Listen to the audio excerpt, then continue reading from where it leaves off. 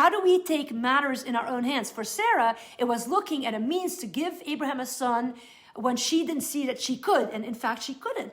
It demanded a miracle, a breakthrough, a God work. And so how do we do it? Well, she manipulated the situation. That's often how we do it when we try to help God. So trying to resolve God-given problems with man-made solutions will always fail. You go, well, how do we try to solve man or God-sized problems with man-made solutions? Well, we manipulate the situation.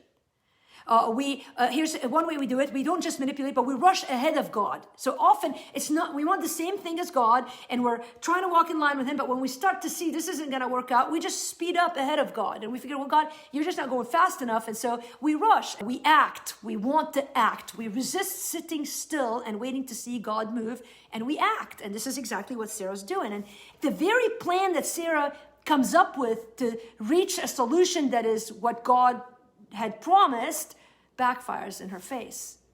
And so how do we take matters in our own hands? We manipulate, we rush ahead of God, or often, I'll tell you what we do, at least with Sarah, at this point at least, she hadn't quit dreaming, but we quit dreaming.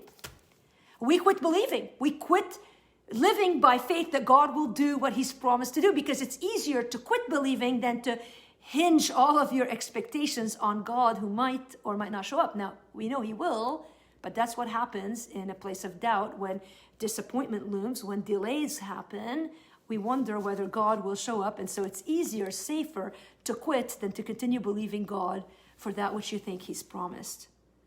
The other thing that we do when we try to take matters in our own hands, we listen to man instead of listening to God. I've taught so much on that in this era of crisis.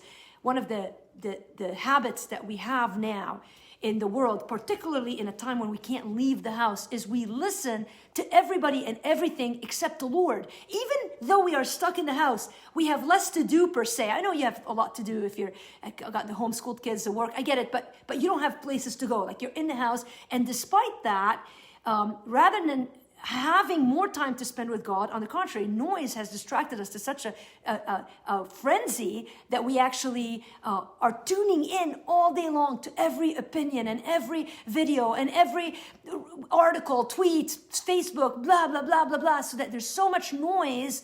And then when we do listen, like Sarah and Abraham, rather than Abraham had a habit of listening to God, and when does he fall into this trap? When he listens to Sarah. And we all have been guilty of that. And so when God promises the impossible, it's always tempting to try to do it my own way. So trying to accomplish godly goals with man-made strategies always leads to pain.